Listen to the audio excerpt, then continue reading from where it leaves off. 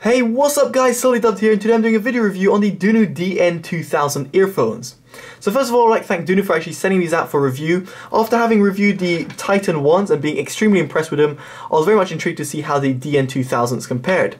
On top of that, I saw a lot of praise and comparisons with the AKG K3000s and 3s, and therefore wanted to match them against my Audiophonak PFE232s to see how they would actually compare at home and whilst I was using them on the go. In terms of pricing, they can be found on Amazon.co.uk for £250 and on Amazon USA for $265. Links will be in the description below in case you're interested. I should also mention before getting into a review that you should definitely check out my written review, which is a good old 2,000 words long, but that goes into a lot more detail than this video review will do, and will show you some pictures that explain quite a few of the features. So let's get into it. Now first of all, the packaging, which is actually quite interesting, simply because of the spacers. Now the spacer I'll get to in just a second, but the spacers are explained over here of what they do in terms of how they change the insertion within the canal of your earphone, within your ears, and it shows the frequency graph over here, a little bit of differences in terms of the sound. So I found it quite interesting, and the fact that the packaging, it had it on the packaging was quite interesting to me. Now, in terms of what you get in the box, it's absolutely mammoth. It's brilliant. So first of all, you've got the manuals, and you've got a hard carrying case. It's a metal carrying case that can be opened. You can see it's got two little compartments over here, and it's nicely protected, so to speak, and it's very nice. I quite like this, especially in terms of preventing from knocks, but I would have liked a soft carrying pouch. By that I mean something like this, very simple, something that you could just put, very cheap to get as well, but I would have liked this to be included within the packaging.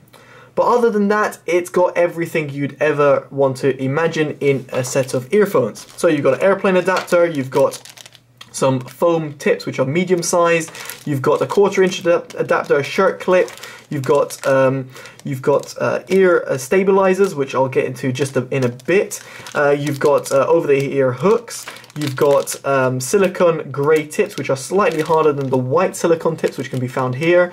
It's small, medium and large, by the way, and again small, medium and large in the dual flang tips, and you've got the canal, shall I say, spacers. That's the best way to explain them.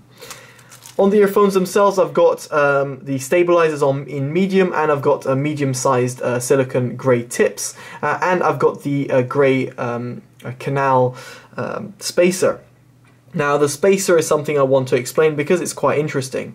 Now on the earphone itself, you can see over here you've got the driver unit, and over here you can see off the nozzle you can get rid of this little ring. And no, you're not putting a ring on it like Beyonce might say, but it is something that does change the comfort, in my opinion. I didn't really hear much of a sound difference, mainly for more the fact that it did change how it was in my ear, and therefore you can see that one is bigger than the other. So the red one is 2 millimeters, the blue one is 1.8 I think millimeters, and the white one is 1.2 millimeters. So very small differences between the three, but they do make a difference. And basically what this does is that it puts the earphone tip slightly higher up, and of course you can get it out completely, but it's nice that Dunu have actually included this because comfort and even the small little insertion differences make a huge difference in terms of sound. I remember a audio engineer supposedly on the train, when I told him his Sennheiser IE8s were put in wrongly, he told me, "Mate, I do sound engineering and the little insertions don't make a difference." Well, I'm sorry to inform you, mate, but they do. By the way, the blue rings are 1.5 millimeters, not 1.2 that I said. So 1.5, so 2, 1.5 and 1.2. Anyway, let's get on with the earphones. So in terms of the build quality is quite good. You've got a right-angled jack which is gold-plated, well, quite standard really. And as we move down the cable, you'll be able to see that there's no inline mic, which is a little bit of a shame. I would have liked an inline mic over here. You can also see that these are not removable, which is slightly a shame. The cable cannot be removed from the earphone housing. Now you might think that this might not be a big problem, however, due to the sheer weight of the earphones, I feel that it would have been better if they had a removable cable. especially because of the strain relief over here. The strain relief feels a little bit weak, and over time I can see these breaking. Considering I recently had my Fisher Audio Consonance break, I just feel it's a little bit of a shame. Now you can see that these do slightly tangle, but in all honesty, the cable is quite well done. And also, I should mention, the cable doesn't provide any microphonics or any cable noise. So therefore, when wearing these straight down, you don't hear much cable noise, and this can be completely eliminated because they can be worn over the ear as well. Now, I did say I'm going to speak about these little stabilizers, and I have to. The reason why is because it does allude back to the comfort. Now, the comfort of these earphones is decent. It's not brilliant, simply because of its weight. But when you remove these little stabilizers, this little metal bit over here, where you've got the right and left indicator as well, brushes on the outer bit of your ear, which causes extreme discomfort.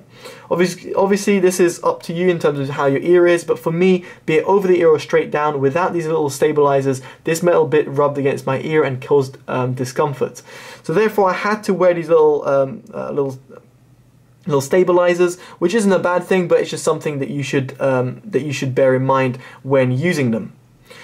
Now, in terms of the isolation, due to the earphones being quite big in size, they did a decent job, actually better than most earphones in terms of cancelling a passive noise. So passive noise cancellation was there, so it was brilliant to see. In terms of its looks and design, apart from that little thing over there, I quite like the design and the looks. I think the looks are quite cool, but unfortunately they don't come in any other color than gold, so do bear that in mind when buying them. They're not quite Monster Turbine gold, which is good, therefore they're a little bit more conspicuous, but I do like their finish. I think Dunu have done a great job in terms of their design. Now obviously, the most important thing over here is the sound quality. How do these compare? So as I said before, I compared them mostly to my PFE 232s. Now the PFE 232s, when they were released, came in at £400. They're now discontinued, unfortunately, but they come in at £400. These earphones are £250, and then on top of that, I compared it with the Sennheiser IE800s, which I unfortunately had to send back.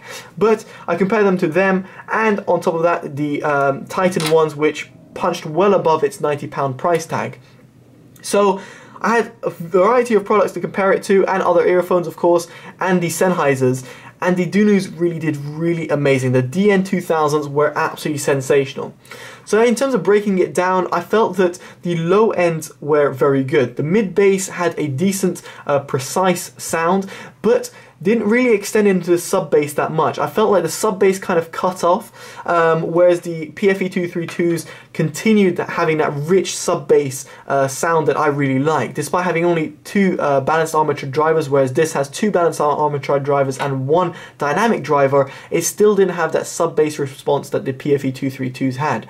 I guess it's just a shame that the hybrid just doesn't work sometimes as well, but either way, the mid-bass was decent and I definitely enjoyed it. With a little bit of EQ, you can have a bit more bass if you want as well. So very much capable of producing a more mid-bass response.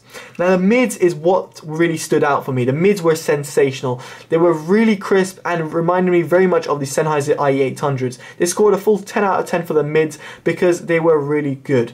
At its price tag, I don't think anything comes close. I mean, in terms of what I've heard and what I've previously reviewed, and which is a lot of earphones, by the way, over about 100 odd earphones, these DN2000s really did amazing. At the price point, I'm mind blown. They made the Titan ones, which to me sounded very good, completely V-shaped, and even my PFE 232s sound quite V-shaped. I know they're a little bit V-shaped, but my god, did these sound amazing in terms of their mid-range. I really, really loved it, and definitely are their strongest points. Their highs, however, not so strong. The reason why is that they don't roll off, not at all, but they're too sibilant. A sibilant is when you hear too much kind of sound, and they were a bit too sibilant for my liking, therefore a resistor adapter or a bit of EQ would solve it, and therefore they're not quite the Sennheiser IE800 or PFE 232 highs, which you can enjoy and listen for hours. Now in terms of the soundstage, it was decent, but I felt that the sound felt just a tad bit congested, and of course I'm being super critical over here because it scored 9 out of 10 in soundstage, but in comparison to some of the big guns, I felt that the soundstage felt a little bit congested. So overall, guys, I felt the DN2000s were absolutely sensational. Value for money, 10 out of 10. My rating, 10 out of 10. Of course, it doesn't quite compete with the PFE232s or Sennheiser IE800s, but it's definitely up there with one of the best earphones I've ever heard. Alright guys, I've been totally dubbed. Hopefully you enjoyed this review. Make sure you like, comment, subscribe. Take care. Bye-bye.